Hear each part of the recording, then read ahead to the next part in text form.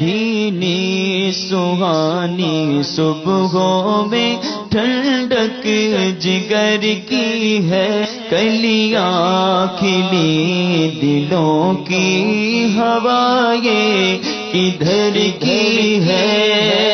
السلام علیکم ورحمۃ اللہ وبرکاتہ۔ الصلاۃ والسلام علیک یا رسول اللہ وعلی آلک وصحبک یا حبیب اللہ، الصلاۃ والسلام علیک یا نبی اللہ وعلی آلک وصحبک یا نور اللہ صلی اللہ تعالیٰ علیہ وآلہ وسلم۔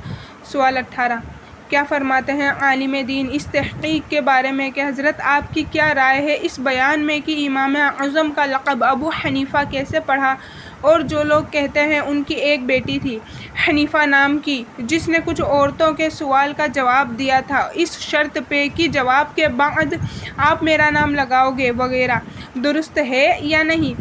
جواب، بسم اللہ الرحمن الرحیم۔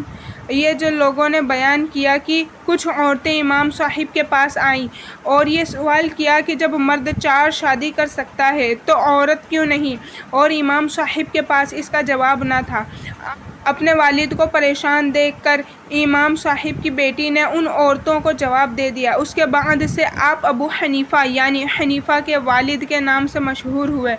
اول تو یہ کہ یہ قصہ کسی معتبر کتاب سے میری نظر سے نہیں گزرا، جس کتاب سے گزرا وہ معتبر نہ تھی۔ حق یہ ہے کہ امام صاحب کا صرف ایک بیٹا تھا جن کا نام حضرت حماد ہے، اس کے سوا کوئی اولاد ہی نہیں تو بیٹی کا تصور ہی نہیں۔ پھر لوگوں کا یہ کہنا کہ ان عورتوں کے سوال کا جواب امام صاحب سے نہیں دیا گیا محض بے بنیاد لگتا ہے۔ دلائل عقلیہ کے پہاڑ کھڑے کر دینے والے امام سے کیسے اس سوال کا جواب نہ بنا، جن کے بارے میں یہ مشہور ہے کہ ایک پلے میں ابو حنیفہ کی عقل رکھو اور دوسرے میں باقی لوگوں کی تو امام کی عقل غالب آئے گی، جن کے بارے میں یہ مشہور ہے کہ ابو حنیفہ چاہے تو پلر کو سونے کا ثابت کر دیں، اور جو لوگوں نے ان کی کنیت ابو حنیفہ پڑھ کر یہ اندازہ کیا کہ حنیفہ کے باپ، میں کہتا ہوں اللہ کی توفیق سے، تو پھر ابو ہریرہ کو کیا سمجھا جائے گا؟ بلی کے باپ۔ ابو تراب کو کیا سمجھا جائے گا؟ مٹی کے باپ؟ ہرگز نہیں، بلکہ کنیت میں ابو کا مطلب ہمیشہ باپ کے نہیں آتا، کبھی والے کے لیے بھی آتا ہے، جیسا کہ ابو ہریرہ اور ابو تراب سے ظاہر ہے۔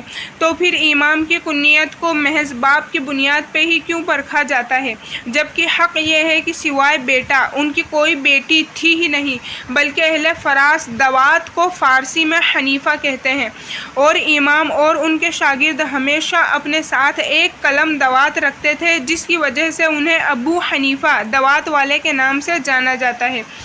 اور بعض نے کہا دین حنیف کی وجہ سے ابو حنیفہ کہا گیا، مگر کسی کی رائے میں بیٹی کا تذکرہ نہیں سوائے ایک قول کے، مگر وہ حجت قائم نہیں کرتی۔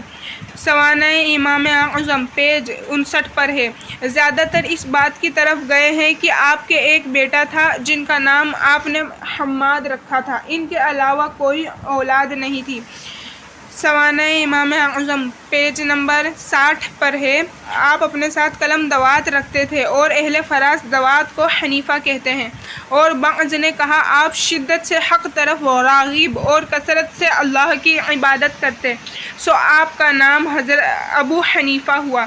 اور بعض نے کہا آپ مستعمل پانی کو استعمال کے قابل نہیں سمجھتے تھے، اسی لیے ٹوٹیوں کا استعمال ہوا، کیونکہ ٹوٹی کو حنیفہ کہتے ہیں، اسی لیے ابو حنیفہ ہوئے۔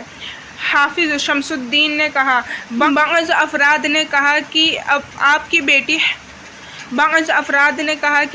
بیٹی حنیفہ نام کی تھی، لہٰذا آپ ابو حنیفہ ہوئے، لیکن آپ کے تذکرہ نگاروں میں سے ایک جماعت نے یقین کے ساتھ کہا کہ آپ کی کوئی بیٹی نہ تھی اور بیٹا بھی حماد اور کوئی نہ تھا۔